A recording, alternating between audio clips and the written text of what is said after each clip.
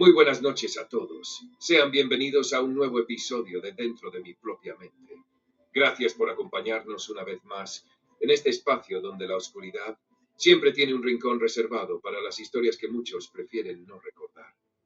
Esta noche vamos a sumergirnos en las entrañas de Quito, a esos túneles antiguos que cruzan por debajo del centro histórico, conectando iglesias, conventos y cerros. Pasadizos que durante siglos fueron usados para huir, para esconder y quién sabe tal vez para guardar secretos que deberían seguir enterrados. Lo que estás a punto de escuchar es el relato de un hombre que asegura haber vivido una de las noches más aterradoras bajo el panecillo. Una historia que para muchos no más que una alucinación de borracho, pero que para él es y será siempre una pesadilla real. Esto es Dentro de mi propia mente. Matías siempre fue un personaje conocido en el barrio.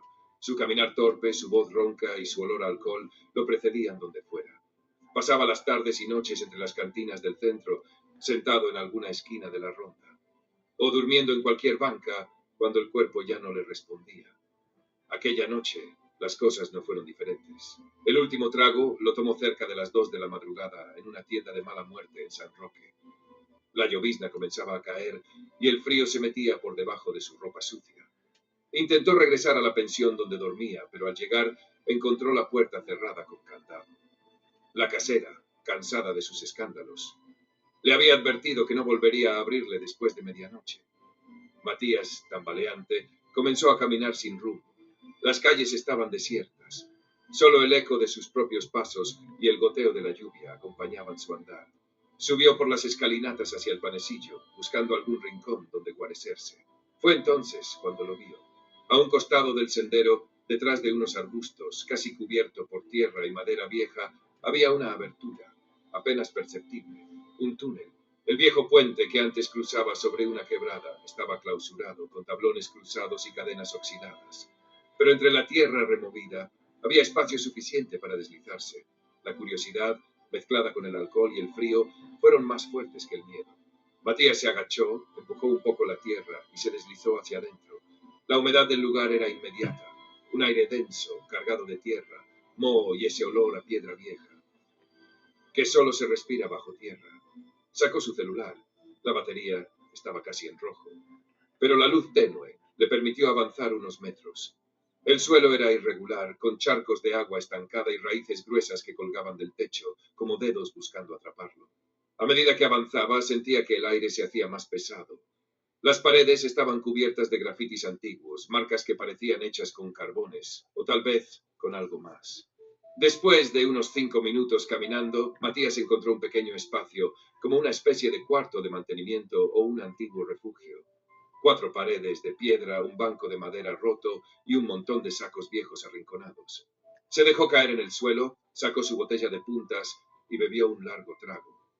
Por un momento, el calor del licor le hizo olvidar el frío.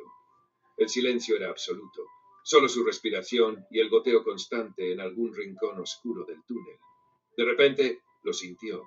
La madera a su lado crujió, como si alguien hubiera tomado asiento junto a él. Giró la cabeza y allí estaba. Un hombre de traje oscuro con el cabello perfectamente empeinado hacia atrás y una expresión agotada pero elegante. Matías, confundido, lo miró de reojo. ¿Tienes un trago?, preguntó el hombre con voz grave y un dejo de desesperación. Sin pensar, Matías le pasó la botella. El extraño bebió un trago largo, como si llevara días sin probar líquido. Luego comenzó a hablar. Dijo que era un hombre rico, que lo estaban persiguiendo, que había huido por esos túneles para salvar su vida. Arriba hay gente que quiere matarme, por lo que tengo, por lo que sé, murmuró. Matías, entre confuso y embriagado, apenas alcanzaba a entender. ¿Quién eres?, preguntó. Pero el hombre solo bajó la mirada. Respiraba rápido. El aire se volvía cada vez más frío. Matías, sin saber por qué, sintió que los párpados le pesaban. Solo quería descansar, cerrar los ojos por unos segundos, y así lo hizo. Pero al abrirlos la escena había cambiado por completo.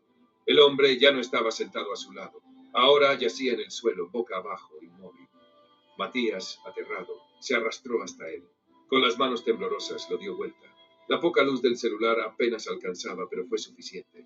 3 disparos, 1 en plena frente y 2 en el pecho, cerca del corazón. La sangre comenzaba a mezclarse con el lodo del suelo. Pero lo peor estaba por venir. El cuerpo abrió los ojos, unos ojos inyectados, rojos, desbordados de furia. Y con una voz que parecía retumbar en las paredes del túnel, el hombre gritó: «Tú fuiste el culpable». Matías, paralizado, apenas pudo retroceder, arrastrándose por el suelo, cubierto de tierra, con el corazón a punto de estallar. Pero al volver a mirar, el cuerpo ya no estaba. Solo quedaba el rastro, la marca en la tierra húmeda y el eco de ese grito. Matías salió corriendo, como nunca antes en su vida. Trepó por la salida del túnel, cruzó las calles de piedra, tropezó, cayó, se levantó y corrió de nuevo. Llegó al barrio, cubierto de polvo, lodo y con la mirada desquiciada. Golpeó puertas, despertó a los vecinos.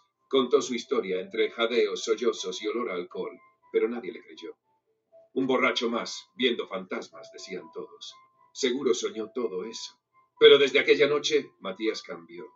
Nunca volvió a beber, nunca volvió a caminar solo por el panecillo y jamás volvió a hablar de túneles.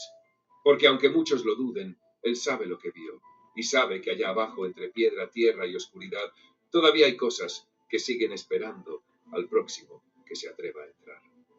Gracias por acompañarnos esta noche aquí, dentro de mi propia mente. ¿Qué crees tú que fue lo que Matías vio realmente? ¿Solo una alucinación provocada por el alcohol? ¿O acaso uno de los tantos ecos de muertes que siguen repitiéndose bajo los túneles de Quito? Déjanos tu comentario, suscríbete y acompáñanos en el próximo episodio, porque aquí la oscuridad nunca se va del todo.